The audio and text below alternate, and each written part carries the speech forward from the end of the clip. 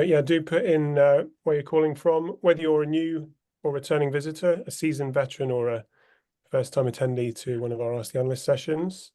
This is our third 9 grid of the year, and we have two more. We have Cloud HR in September and Talent People Success in around about October. So sort of halfway through in that respect, but plenty else to say. But today the focus, of course, is talent acquisition. I'll start the my script in a sec.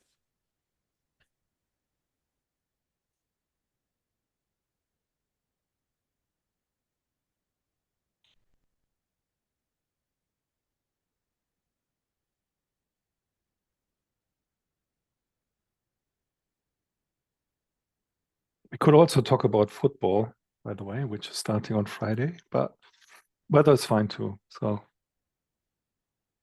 whatever we prefer. Don't get me started. Are we starting now? Yeah. Safe to say I'm very excited about the football, but yeah, another time, Sven, maybe. Okay, I'm going to start now. So thank you, everyone. Good afternoon. Welcome to this Ask the Analyst session for the 2024 Fosway 9 grid for talent acquisition. I'm John Kennard, content editor at Fosway Group, Europe's #1 HR industry analyst, and I'll be your host for today's session.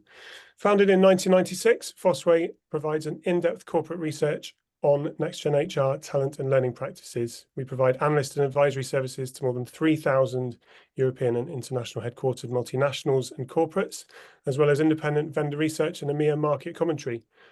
Before we launch into the main body of the session, I do want to take this moment to tell you about Fosway Corporate Membership. This is one of our newest services. The FCM is an invite-only network for HR learning and talent leaders, offering privileged access to the data and insights that sit behind the 9 grid and realities research, as well as automatic booking privileges for our roundtable program and the opportunity to book exclusive time with a member of our analyst team as well. There's more besides this. Do contact us afterwards if you're interested in learning more. Now, this year's report finds that specialists are battling it out with TA and HCM suites in the large enterprise sector of the market. Specialists focusing on experience and automation often end up augmenting HCM suites to fulfill recruitment requirements. This is just one tiny piece of insight from this year's extensive report, and I'm delighted to welcome lead analyst on this research, Sven Elbert, as well as Fosway CEO and founder David Wilson, to dissect and discuss all the findings from this latest iteration, of the 9 grid for talent acquisition. Before we get started in earnest, a couple of housekeeping notes. Before we get started, we will have a Q&A session at the end. Do feel free to ask questions as we go along. I'll either ask them there and then if it kind of works in the flow, or save them up to the end for our Q&A section. That's it. Play nicely. We will circulate the recording afterwards.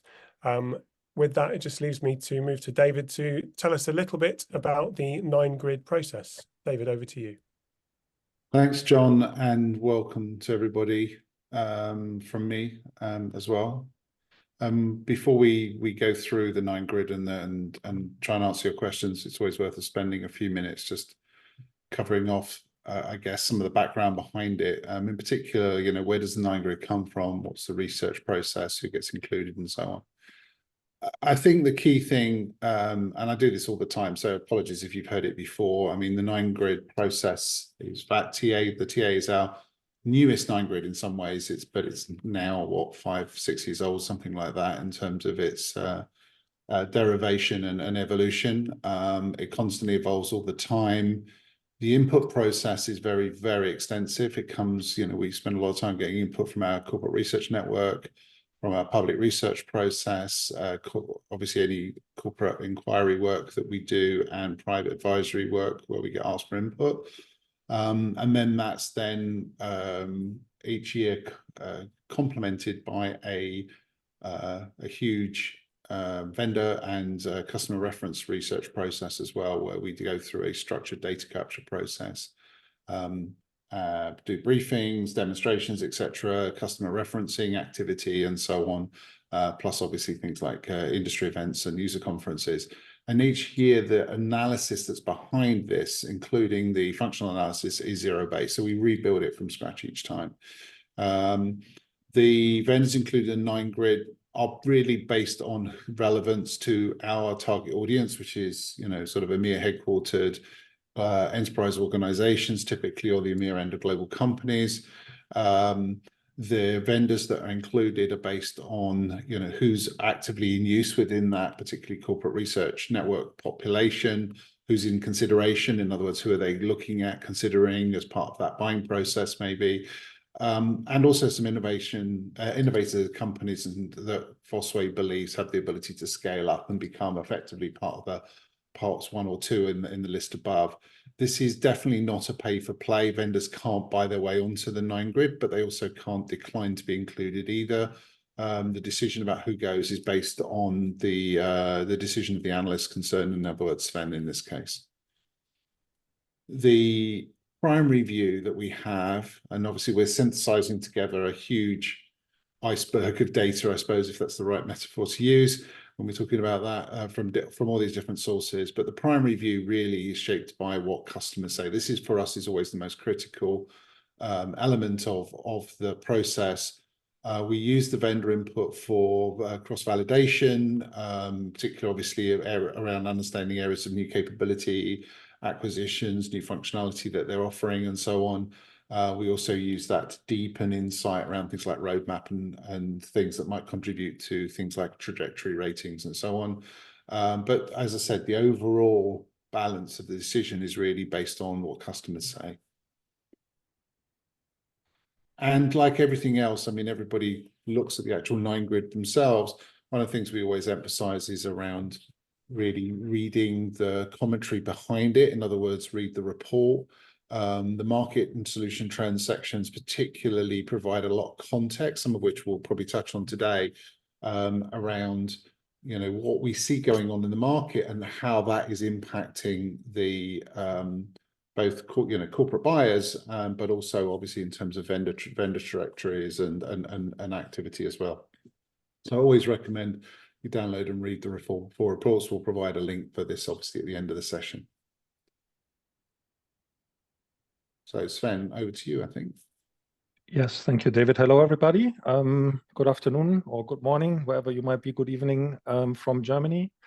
I guess a few words on the functional model. We do cover the full talent acquisition funnel from candidate attraction to obviously selection and then into onboarding. We also cover an area that deals with obviously employee induction and acceleration, so maybe even an extension, because we believe that companies are interested, and this is also resonated by our corporate research network members, is actually the hiring decision has to be proven by the probation period passing, and obviously then into the next few weeks, a month after that. Recruitment and onboarding is also part of our obviously HCM solution model, which is a completely different kind of model for the Cloud HR 9 grid. So this one here is really dedicated to talent acquisition and covers basically everything from all sectors across the funnel. We have this year obviously infused a lot of AI-related capabilities into the functional model. It should also be mentioned that there are 4 layers around HCM model, which look at employee experience intelligence, integration, and people analytics capabilities. These also underpin the functional TA model, of course. And hence, obviously, a lot of the benchmarking we do, a lot of the market averages have been actually pulled down in terms of functional capture this year because, more AI has been infused into the model itself. It's been an interesting year, really, to say the least, in terms of AI adoption. If we move to the next slide, here is the grid and the key headlines. I guess last year, I don't know to say it a little bit in English words, it was not the greatest year, which is maybe a euphemism or an under exaggeration. So some vendors have really been struggling. Growth rates have gone down significantly for some. A few, however, have started to turn the thing around beginning of this year. Certainly outlooks for the second half of the year are generally more positive. From the corporate buyer's perspective, this has meant that obviously a lot of corporates were unsure about how much they would hire, and budgets have been more significantly under pressure. So corporates generally have been looking to consolidate and get more value from their existing vendors, or put more functionality into what the existing vendors can support. So that definitely has been something that we have seen, particularly in the upper part of the recruitment funnel, where the ecosystem has been already quite, diversified for some large enterprises at least, and they have certainly looked to consolidate. I think, John, you already mentioned it a little bit at the beginning around the battle between HCM vendors, talent acquisition suites, and the specialists, and that continues. There is talent acquisition specialists that are expanding and becoming suites. There's talent acquisition suites that are, battling it out and expanding into, internal talent management. And obviously the HCM suites have also invested a lot and very significantly across the previous years into talent acquisition. Talent acquisition historically has been one of the most innovative sectors in HR. You always had to have the latest and greatest. And I think we're seeing this particularly now as AI is getting adopted. TA is at the forefront of that within the HR function overall. Digital learning and learning systems following that as well, for sure. And I guess the next wave in AI here is around improving automation further and augmenting human decisions with more AI assistance. A lot of the vendors have invested into that. Probably not a single one that didn't mention it on the briefings, and also the corporate interest in that is really significant and high. Most are waiting for what the vendors are going to be doing. Those that have already been able to adopt Gen AI features that their providers have shipped and released have reported already better outcomes by adopting it. Particularly the first use cases that were rolled out were around content creation for job description, interview questions, those kind of things, career site content. And that has led to better, across a variety of metrics, to better outcomes. At the same time, I guess the market overall, the candidates also have that as a new weapon. So how we select candidates, how we assess candidates during the selection process is changing significantly as well. So we have included assessment providers who actually focus on this a lot, of course, over many years, but certainly they have really seen uptake in corporate interest as well, particularly these specialists. So those are the little squares on the grid. There's a table that explains what specialism each of the vendor has in the back of the report. So I recommend reading that a little bit if you're not familiar with some of the names on the grid. A few examples probably would be for assessment providers would be Arctic Shores or Brig or Vervo or Plum, Assess First. So those would be a few of those. And some of the vendors that have specialized on this, consolidating this upper part of the funnel, would be Phenom or Eightfold or Beamery, Radiancy, Symphony Talent, Socially Recruited is a new inclusion this year. Smart Dreamers was included already last year, has moved up this year to a potential leader. So quite some significant innovation and movement going. Adway is expanding as well from programmatic advertising. Wonk is doing some really interesting things as well. So it's I mean, for a fan of technology solutions like myself, it's been like a really amazing, stellar year from the level of innovation that we are seeing around that. And certainly from a corporate perspective, also the first signs that we are hearing and seeing in terms of what outcomes it gets are generally positive. Of course, some are maybe overshooting it a little bit. Particularly in Europe, we will always have human in the loop, and the German Works Council will always come at you at some point. when it comes to AI decision making and those kind of things. So definitely something to watch out for and be excited about from a technology perspective, those who love technology, but certainly there's also going to be more significant shifts coming. I guess maybe that should be a few kind of opening words to the grid. David, anything to add or questions? No, I mean, maybe already from your side? Yeah, I mean, I think the first thing you started with was the economic climate clearly impacted the market and the way that's evolved, and also corporate decision making, and also, frankly, vendor behavior, right, including layoffs last year and so on within the vendor community. Yeah, and also I think, pricing. Yeah, also yeah, pricing. and impacting yeah. around pricing. And I think obviously AI will continue to accelerate actually that dynamic, even if the economic climate continues to be more positive. I guess that probably economic climate, there is probably a more tangible difference between US in some ways and Europe, and the vendor behavior particularly. Obviously, there's always a difference, you know, in terms of that. So I think that's one thing. And I think the other one, just to echo, that obviously the level of innovation continues to be really high within a very distinct submarket, you know, versus the wider HR space particularly. You know, given that the first iteration I remember of this 9-grid, we didn't have anybody in strategic leader, you know, that this is now very, very actively competitive in terms of that.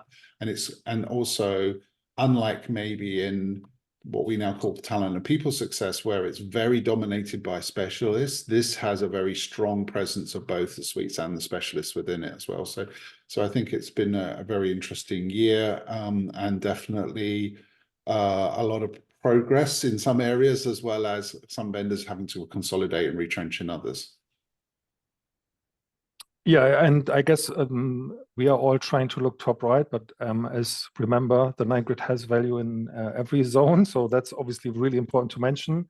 All the vendors on here are really very good, substantial choices. It really depends on what type of organization you are, what problems you're trying to solve. I mean, we tend to focus maybe a little bit on large enterprise in the conversation so far, but also I think in the mid-market, the level of innovation, the level of customer advocacy was really surprisingly strong, also from some of the suite players. The report specifically has one paragraph about obviously lower TCO vendors for mid-market or lower smaller enterprises as well.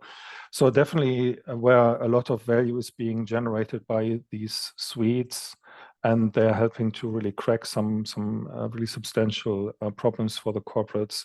So that is continuing to be an interesting battle on all levels, if you like, of the grid. In terms of obviously movements, if we want to go maybe a little bit down that rabbit hole, I don't know. Workday probably has made it this year into strategic leader for the first time. Obviously, a vendor that has invested significantly in the recruitment functionality over the past years, has built out ATS, then later CRM capabilities, has now augmented that. And they have been winning a lot historically, right? And the economic pressures have meant that more customers have looked at integrating the solution. Some have even replaced some of the other players within that same zone. That is not to say that everything is green and shining. There's certainly also some, noise probably around the customer, the recruiter experience, and Workday has recognized this and acquired HiredScore earlier in the year. So last year we had HiredScore separately as a separate specialist included in the grid. We have decided to remove that now and take that under the Workday umbrella. So I think, but Workday is not the only provider, right? Obviously, a lot of good things happening everywhere in the market. As I said, the level of innovation is really significantly high. You can see this basically in all segments, whether that's on the higher band of functionality, in the middle band, or in the lower band of potential.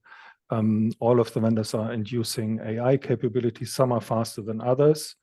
There's also obviously a good reason to look more deeply into that and trial and test drive it with your own data as the models mature and as the vendors learn how to apply the AI, the generative AI particularly, into their context, into their data sets and so on. Obviously security, risk and bias free and those kind of things, they all need to ensure that that is happening.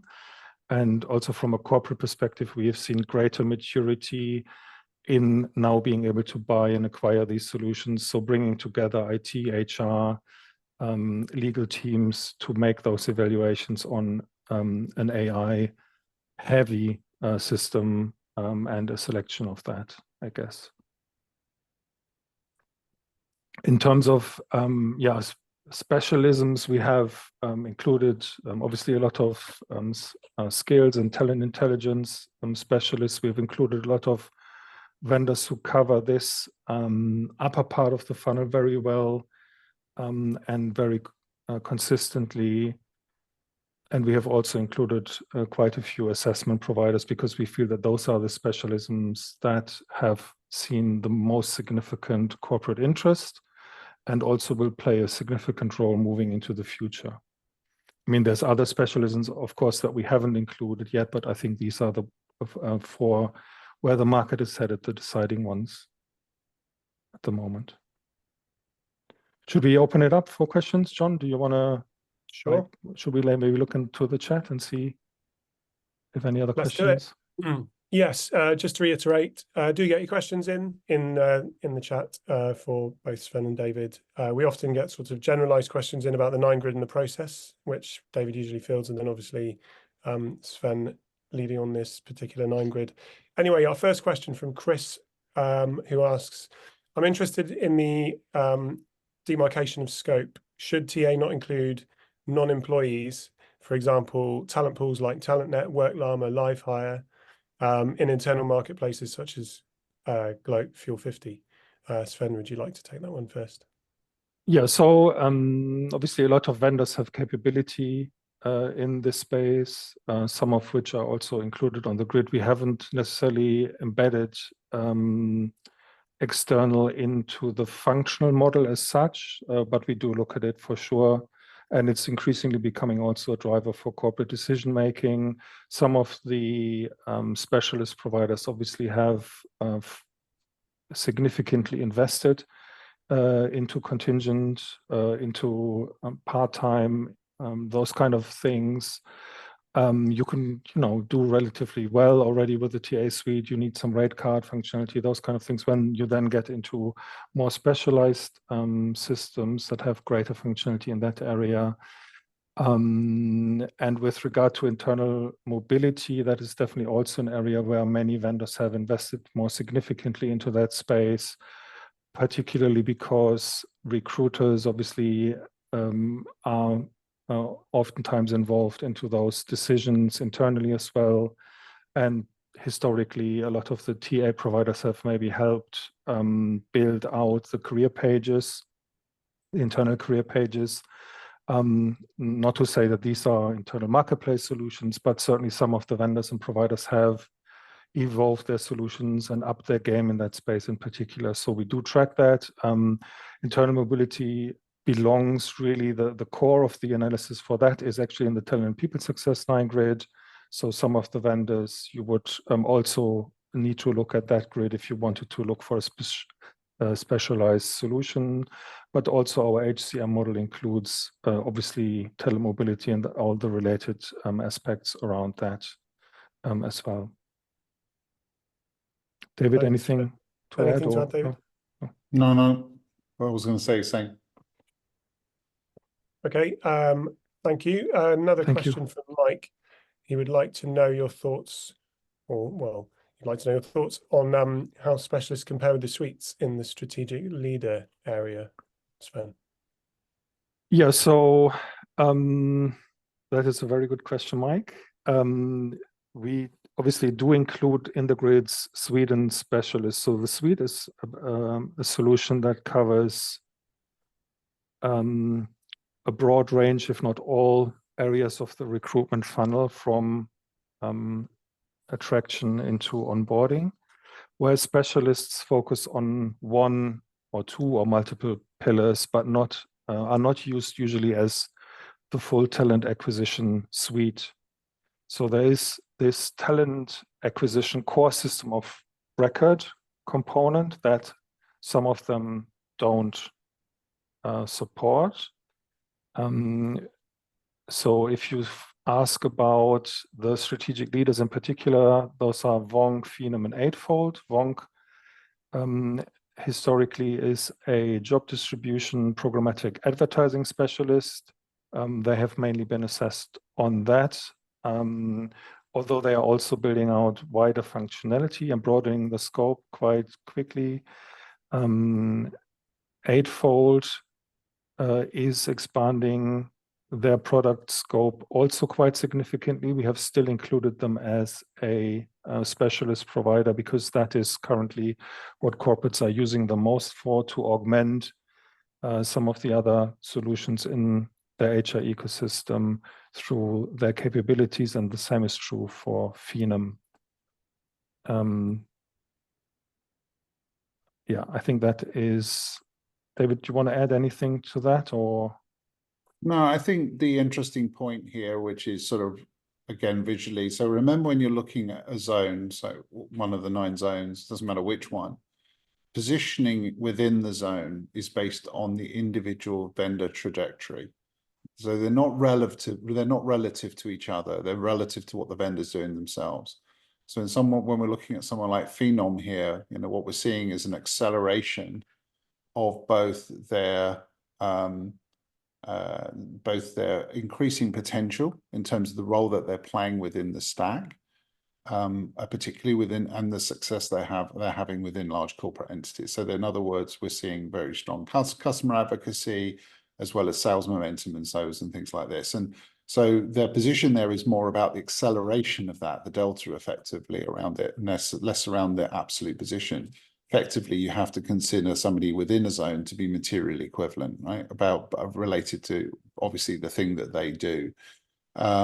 Similarly, with someone like Smart Recruiters, we've seen an acceleration of performance, possibly following a period of maybe a little bit of instability because of leadership changes and so on and things like that. And really strong momentum, particularly in EMEA, which of course we will overweight always within the analysis because that's our target demographic that we're looking for. So think about that in terms of looking at it, not just about an absolute position. And it doesn't matter whether we're talking about strategic leader there or strong performer, for example, in terms of it's the same kind of criteria around how we're assessing it. So I think sometimes people overread position as if that's something, it's an absolute. It isn't. It's relative to themselves and the whole market, not relative to the other vendors in the zone. Thank you, David. I've got a question here from Stephen regarding the use of AI in the space. What are the different trends that you're seeing? Are suites buying it in or building it? Are they using Gen AI solutions or specialists? Sven, what are you seeing there? Yeah, so as I said, AI is already for quite some time something that the TA ecosystem or the TA industry has jumped on quite early on. Historically, particularly in candidate matching, filtering, those kind of skills, those kind of things, that has historically been more natively built. Parsing, recommendations on career sites are other examples. With Gen AI getting infused now into solutions, some vendors have started to replace some of their capabilities with those of what the Gen AI models, the large language models provide. I guess a lot of what vendors are working on is currently around generating content, as I said, for job descriptions, interview questions, career sites, for example. The next level beyond that is around providing assistance to recruiters, managers, users in general, and also providing more conversational user interfaces. So having, and particularly since the large language models are becoming multimodal, it will become much more easy to transverse from text-based communication to language-based communication. Some vendors have already started to build solutions for that, whereby you get a phone call if you say you have started your application, provided your email, but not uploaded your CV, not finished it really. So then you might get a phone call or a text message or an email or whatever. And the AI can basically transverse across whatever channel you prefer as a candidate, if you have a preference. So I think that is what we are, which is not yet maybe in obviously in all the solutions, but this is where the market is headed for sure. And certainly the solutions need to consider security, data privacy, data protection concerns. Here in Europe, obviously more AI legislation has been passed on that topic. So a lot of the vendors have significantly invested in putting that security layer around it. Those that are more sophisticated are also making sure that they have failover mechanisms in case one model is, for whatever reason not available, that they have another model that they can jump to. So they are kind of balancing that out a little bit and reducing the reliability of one single model. So I guess that would be some of the comments I would make towards that. Long answer. I need to get shorter on those. The other thing, Sven, I think, is that we used to joke that you could have a 9-grid just of AI startups in TA, right? Because there were so many of them, and that was before OpenAI announced ChatGPT. So this has always been a space where AI has been potential for quite a significant disruption. And some of those organizations seem to have a single business plan, which was, make a name and be acquired by somebody, because there wasn't really a path to profit at all. I don't think any of that's fundamentally changed. I think that dynamic is still there, but obviously the explosion of the Gen AI story and the addition, therefore, the ability for companies of all scales to start to really integrate and accelerate the integration of AI, particularly via Gen AI type tools, whether that's literally integrating with ChatGPT or type stuff, or whether it's building proprietary models within it, has been hugely accelerated. So AI's became on everybody's roadmap. Now it's starting to appear in everybody's deliverables. But actually, what is interesting, I think you referred to it earlier, is we're now starting to really see outcomes as well. And but it's still early stage, and I think from a corporate buyer perspective, there is still a lot of conservative decision making going on. There is a lot of concern. I think many organizations are starting to experiment, but really not necessarily geared up to the rate of change and the level of introduction that AI has got within the product roadmap that's coming down the pipe to them as well. So I think this is we're going to go through an interesting period. I also think some vendors that had almost no AI story have now got one. Others that had an AI story, I've said this before, almost junked their AI story in order to be able to jump on the Gen AI bandwagon and so on as well. It's not necessarily discriminating, having an AI, but it's about the outcomes that you can then generate from it. And I think we're still early stages in terms of that, but we are definitely starting to see that. And as Sven, as you said, I think there's some very strong indicators that this can lead to better outcomes for both candidates and recruiters as well. And that's the critical thing. Thanks, David. Suzanne, I'm coming to your question next, but just to add on an extra bit from Stephen's question, but I'm going to phrase it slightly differently. How much does innovation play a part in the potential axis in your research and analysis?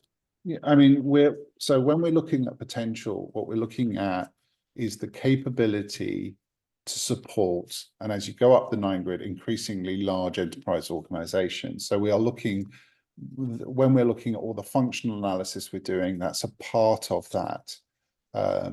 Innovation happens, of course, at all levels. Actually, a lot of the companies on the left side are very innovative. They just haven't yet built maybe a track record of customer success at the scale, or in EMEA, for example, that we're looking for in order to move them more right. So innovation plays definitely in the potential. It also plays in the trajectory. So if you're seeing a lot of innovation that is aligned to basically corporate buying need, then obviously that will also increase somebody's potential or show in their trajectory being upwards. The other key thing is, as I said earlier, though, and it's really important, is we zero base this each year. So we recalculate it. And if you looked at what, for example, functionally average was for any part of the function, the criteria, that will be different to the score last year. So a vendor can actually increase their, increase their investment in innovation and R&D, and sometimes go back functionally because everybody else has accelerated faster than they have. So quite often the vendors that are actually in the middle of a zone may well, they're still innovating and investing, but maybe they're not investing faster than the rest of the market are as well, or faster than they were before. So definitely innovation is part of it. But the point is that has to be meaningful innovation, also aligned with the needs of the customer. You can't just be building stuff, a load of stuff for the sake of it, and nobody wants to buy it or use it, right? So this is really important, the alignment between those different elements. And yes, it does play into both the potential, but also within the trajectory, particularly in terms of the vertical axis of trajectory. Sven, anything to add? No. Okay, cool. So Suzanne, back to your question. It's about data and data sharing. Are there typically chances to opt out from shared or general training models and go proprietary when it comes to data? What is the industry standard? Do you use the full wealth of all customers' data, or allow learning from the own data only? Sven, first on that one. Yeah, so I think obviously that depends a little bit on what kind of AI algorithm we are talking about. I guess when it comes to skills data, for example, a lot of the models are trained on publicly available job role description data, for example, things that get typically scraped off publicly available sources. But this is not personal data, this is job role data, but it's used to also infer skills and build ontologies and map those against standardized ontologies. And those are then typically companies, vendors have a way of infusing customer-specific models into that is then not used across other companies. So the answer, it really depends on what kind of AI we are looking at. Large language models are obviously trained on a wide range of wealth of data that is publicly available on the internet. Sometimes now also increasingly they are looking at purchasing content from content providers to train those models. So it really depends on those kind of things. I guess what's important when you take the assessment, do ask these questions to your vendors that you are considering, and obviously then talk to your internal IT as well, to what the policy is around that. I think it is really super important to be aligned around that from a obviously data protection and security perspective in Europe for sure. There's a lot of scrutiny going into those assessments. Typically, what we are finding also is that corporates tend to buy more comprehensive solutions that have a wider AI scope, because it's easier if you have to go through this whole monster process of purchasing a AI-centric solution, then obviously you don't want to do this every other week, right? You want to go through the 6 months or whatever kind of months process once, and then have a good and strong scope solution. I guess also what is important, we are seeing a lot of innovation in these Gen AI models. So there's an exponential trajectory currently still. That means that what is true today in terms of the capability of the model might not be true, in a few weeks or months down the road. So having a provider that provides you with those secure and safe kind of environments, even if the model is maybe not as sophisticated today, it might well be much more sophisticated tomorrow. So I think that's also something which is really important to consider, particularly within the context of Gen AI models. David, anything to add?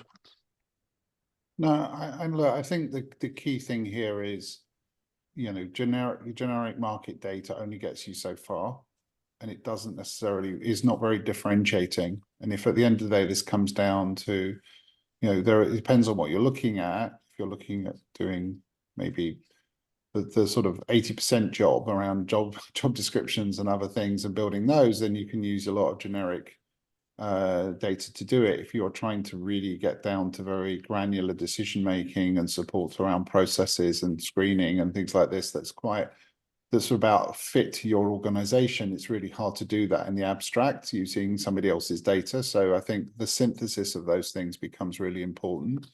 The points Sven made at the end about, where does intelligence and AI live? And I think this is a really good question that applies to other areas like skills and experience and so on. I think the tendency is for everybody to try and want to own the stack here around these topics, but actually in reality, from a corporate point of view, it transcends the wider HR life cycle as well. So as well as their business. So therefore, often with things like, for example, analytics, you'll see a hybrid answer where you end up with analytics both inline, if you like, within the applications themselves and within the stack. So in this case, within talent acquisition or within learning or whatever it is. But actually, the big job and things around people analytics, particularly, is something that gets looked at outside the stack. In other words, being able to look across all aspects of it, and often a function that will exist at the top level of HR rather than within the silo processes. And I think AI in some ways has the same potential in companies. The more they try and join up the way they look at how AI not just impacts people, decisions and skills, but also business process and outcomes, the more that it also has to transcend it. In other words, be owned almost at an organizational level. That's not something that I think the vendors are necessarily at this point yet geared up to be able to deal with. In other words, they tend to think about what they can inherit generically and what they can inherit from their view of the world, not from the wider internal corporate view of the world. So my argument, and I started my working life 35, 40 years ago doing AI, was that stuff is going to be really important. And I still think that's the case. As we develop out a maturity around the way we look at these things, I think that will come about more. Okay, thanks, David. Plenty of time for more questions. Do keep them coming in. Another question from Chris. Do you see significant value in generic AI capabilities in the large suites for TA, such as SAP Joule? A big trend in TA is a skills-based approach. To which extent has that been an evaluation criterion for potential, Sven?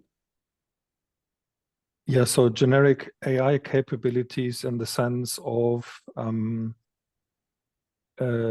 assistant, I think, is what a lot of the vendors are working on and trying to get that right. Some are further ahead than others on that journey. Certainly what we are hearing from the corporates that there is some productivity gains to be made in terms of the support that recruiters get, in terms of the enablement that all sorts of personas can get from from this, there are obviously specialist providers who have, invested in conversational recruiting solutions quite a while ago into chatbots and so on. But this then transcends the assistant piece and goes into a wider conversational model. So I think in general, I think there's positive sentiment from the corporates that have started to use it. But we are still probably at the early days of what these things can do. So at the moment, probably a bit moderate excitement, if that, but certainly something which we should follow closely and will follow closely from a Fosway perspective, of course, regarding the impact that has on productivity and augmenting people's skills and capabilities. We are seeing assistants also come into play around, obviously, interview questions, interview support. Those kind of things are obviously also allowing you to climb the maturity curve in terms of the capabilities that your line managers maybe apply into the process. So I think that's definitely an interesting one to watch. Regarding skills-based approach, that is definitely part of the functional model. However, the 9-grid is obviously not focused on a skills-based approach all by itself. We would have to go deeper into a conversation around that. If you have specific questions, obviously, please reach out. We can dive a little bit deeper, but it would go a little bit too far for probably this session, I guess. So definitely a trend. We're also seeing more assessment providers focusing on task-based and skills-based assessments. So I think definitely a bigger interest there from the corporate side, but also from the vendor side, more significant investment as a whole into that space, if you like. I mean, the only thing I'd add to that, Sven, is, I mean, obviously there are specific vendors, specialist vendors that are included in this, because of things like skills. So, you take someone like Eightfold, of course. Eightfold, which is very, very aligned to, skills and talent intelligence. Phenom, obviously, also Beamery, specifically around that as well. So some of the vendors that we're assessing are very specifically because of the way skills plays within the TA funnel, and particularly obviously as well as across the wider HCM, HR HCM view of the world. I think also what we are seeing is that the way the job architecture is being developed and how new skills make their ways into the job architecture is something that a lot of vendors have also picked up on. So definitely, I mean, this is part of the assessment. But you can't, my point was, you can't see on the grid which vendor is particularly strong in any of those areas. This requires then a more detailed analysis, obviously, which, like John mentioned at the beginning, is the tip of the iceberg that sits below. And it's not only specialist providers, by the way, that have invested in that significantly. It's also a lot of, not all, but a lot of the suite providers have and are recognizing that trend. So if your company strategy is moving into that direction, I think there's generally good news that the vendors have recognized and are following that quite significantly. And it maybe come out in other 9-grids more, but what we're also seeing this is obviously aligning around a shift in the way that things like strategic workforce planning is happening, aligned more towards skills and less related to job role, and I think that ultimately, of course, has an impact through into talent acquisition, as well as, of course, into other parts of the talent life cycle and so on as well. So definitely skills is a big piece of the story.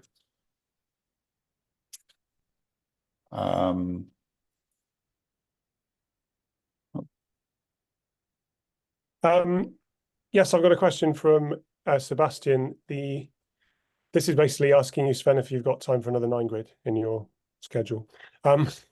The talent acquisition software space is getting more and more crowded, despite some examples of consolidation. Do you plan on providing a clearer view by scopes? I see clear different subcategories that are blended in the grid: ATS, assessment, job boards, etc. I think I know the answer to this one, but what do you think? Well, the specialists are classified, right? By specialism within the report itself, it actually explicitly names those. So I think on one level, that's the case. I mean, what we've always known right from the very beginning is that the TA ecosystem was incredibly complex with lots of, and it was never about the ATS, right? Well, the ATS may have been the anchor pillar, if you like, for a lot of the corporates in terms of how they were trying to do this, but actually this is actually an explicit part of us really moving towards a way we wanted to assess suites that had broader capabilities and covered multiple parts of the functional scope that Sven shared very quickly at a high level earlier, as versus specialists where they were actually disrupting the story, maybe with a more transformational kind of approach around one or a few parts of it. Sven? Yeah, so I think the 9-grid as a model tries to make you look at them together at the same time and see the vendor options holistically. So instead of, so we're deliberately not putting them on different grids, but including them in the same grid. I think what is important, Sebastian, is maybe please look into the full report. There's a table at the end of the report where we have grouped the vendors by specialism, so you can see which vendors are more on assessment, which are more focused on other specialisms, and hence the report also speaks about, I think, a general trend in terms of the specialists are building out functional scope. So some of them might and will actually become suites in the future. Some are making announcements possibly today or during these weeks that they will build out more ATS-like, core ATS-like capabilities. And I think that is an interesting trend also to track, because as a corporate, you always want as little solutions as possible, probably in your ecosystem, because of integrations and all of that. So I think that is really important to track that in one holistic view. And that is what the 9-grid is designed for as well. David? Yeah, I think the other thing that's really important to note is obviously we do quite a lot of private work with corporates that are looking at what their ecosystem strategy is and so on. An important part of this is really thinking about how they put that whole jigsaw together, whether they adopt pieces from, do they use a suite across all parts in a consistent way? How do they complement it with specialists on maybe a regional basis, on a functional basis, and so on? And at the end of the day, the information we're gathering around that goes behind the 9-grid enables us to create that conversation in a very granular way, and to provide, and to also do direct comparisons between, say, the functional capability of specialists in areas and the capability of the suites that you might be using. But it's incredibly contextual because it's dependent on the pre-existing ecosystem the company's coming from, who their HCM partners are, which suites or components of suites they're using, as well as obviously most specifically what problems they're trying to solve, what are their biggest challenges and so on. So if you're on a corporate listening to this conversation, I think one of the things to also think about then is it's the report just provide and this provides a high level view of obviously our understanding and view of the market based on objectively assessing that based on corporate success and corporate buying behavior and so on. But I think actually when it comes down to the detail, it's really important to think of it holistically, as Sven talked about earlier. You can't use just segmenting pieces of the story, even though they are maybe separate capabilities. At the end of the day, that's not how you're going to put together an ecosystem that works, right? And to be successful and to evolve or maintain that over a period of time. So we're constantly trying to track that, and obviously the analyst team and the research data we have enables a much more granular conversation about behind the scenes, should that be something you're interested in. Thank you, David. I reckon we've got time for one more quick question. I'm going to go to Stevens about AI due diligence. A large subject, but possibly we have a couple of minutes to respond to this one. Do you feel corporates are doing their AI due diligence with regards to privacy, control and processing? Do you feel they're mature on the subject? Do they dig into what AI solutions their TA providers integrate?